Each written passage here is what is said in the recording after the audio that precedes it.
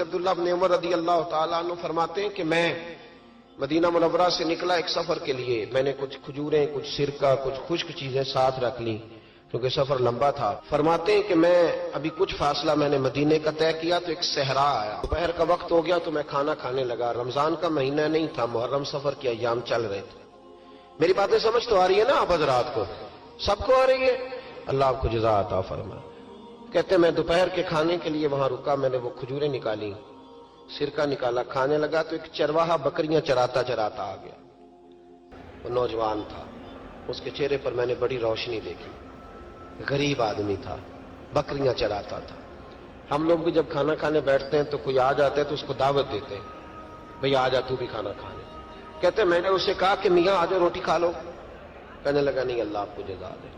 میرا دل چاہتا تھا کہ کوئی میرے ساتھ کھا لے. اللہ کے بندوں کی خواہش ہوتی ہے نا کوئی مہمان مل جائے. فرماتے میں نے دوبارہ کہا بھئی آ جاؤ کھا لو.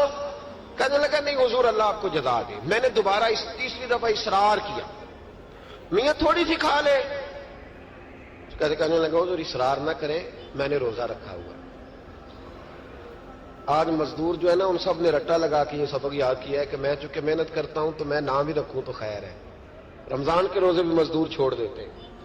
اللہ کسی شخص پر وہ بوجھ نہیں ڈالتا جو وہ اٹھا نہ سکے. رب بندوں سے پیار کرتے، اسے پتا تھا انہوں نے مزدوریاں کرنی. مزدور روزہ رکھ کے دیکھے، وہ دیکھے اسے کچھ بھی نہیں ہوگا. حضور نے تو کہا صوموا تصحوا، تم روزہ رکھو اللہ تمہاری صحت میں اضافہ کر دے گا. یہ تو تندرستی والا کام ہے. کہنے لگا حضور روزہ رکھا ہوا ہے. حضرت عبداللہ ابن عمر رضی اللہ تعالیٰ عنہ کہتے ہیں میرے دل میں خیال آیا پتہ کروں کہ صرف روزے دار ہے کہ نیک بھی ہے. صرف روزے دار ہے کہ نیک بھی ہے، صرف نمازی ہے کہ نیک بھی ہے، صرف حاجی ہے کہ اللہ سے بھی ڈرتا ہے.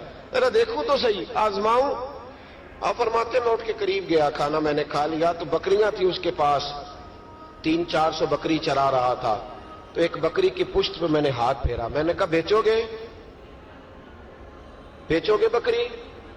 کہنے لگا حضور میں چرواہا ہوں، دیہاڑی پہ کام کرتا ہوں، مزدوری لیتا ہوں، ان کا مالک تو کوئی اور ہے. آپ فرماتے میں تو پہلے دیکھنا چاہتا تھا کہ نیک بھی ہے کہ نہیں. تو میں نے اسے کہا کہ بکریوں کے مالک سے کہہ دینا ایک بکری بھیڑیا لے گیا ہے، کہہ دینا مالک سے. تو آپ فرماتے جب میں نے اسے دیکھا نا تو غریب تھا، پھٹے ہوئے کپڑے تھے. دامان توکل کی یہ خوبی ہے کہ اس پر پیوند لگے ہوتے ہیں پر دھبے نہیں ہوتے. آپ فرماتے ہیں کہ میں نے کہا کہ کہنا کہ بھیڑیا لے گیا تھا. فرماتے ہیں کہ اس کا میں نے چہرہ دیکھا تو داڑھی پر ریت پڑی ہوئی تھی، سر پہ ریت تھی، کپڑے پرانے تھے، مکان بھی کچا ہوگا لیکن اس کے نظریات اتنے پختہ، باتوں میں اتنا اثر. فرماتے اس نے غور سے میرا چہرہ دیکھا اور پھر اس نے بکریوں کو چھڑی ماری اور بکریاں چلنے لگیں. وہ میں نے کہا میرے سوال کا جواب نہیں دیا. تو کہنے لگا حضور میں بکریوں کے مالک کو تو کہہ دوں گا بھیڑیا لے گیا ہے، اور جب کائنات کا مالک پوچھے گا تو پھر کیا جواب دوں گا؟ جب عرش کا مالک پوچھے گا تو پھر کیا جواب دوں گا؟ اللہ بھی تو پوچھے گا نا، تو اللہ کو کیا بتاؤں گا؟ حضرت عبداللہ ابن عمر رضی اللہ ایک تقریر ہوتی ہے، میں لچھے دار خطاب کروں گا، میں بڑا زبردست اثر ڈالوں گا. آپ او بھائی زیادہ انقلاب تو عمل سے آتا ہے، زیادہ انقلاب تو عمل سے آتا ہے، زیادہ تو 2 منٹ میں لوگ انقلاب. حضرت عبداللہ ابن عمر کہتے ہیں اس نے کوئی تقریر نہیں کری. تقریر بھی اثر کرتی ہے، اس کا بھی فائدہ ہوتا ہے، یہ بھی دل صاف کر جاتی ہے، اس میں شک نہیں. لیکن جو عمل کے ساتھ تاثیر ہوتی ہے اس کا تو حسن ہی نرالا ہے. بات جو دل سے نکلتی ہے اثر رکھتی، پر نہیں طاقت پرواز مگر رکھتی ہے. تو کہتے وہ ایک جملہ اس نے کہا کہ اللہ پوچھے گا تو کیا جواب دوں گا. تو آپ فرماتے میں کانپنے لگا. حضرت عبداللہ ابن عمر، اور یہ وہ شخص ہے جن کو نبی پاک نے کہا راجل صالح. عبداللہ بن عمر نیک آدمی ہے، حضور نے کہا نیک آدمی ہے.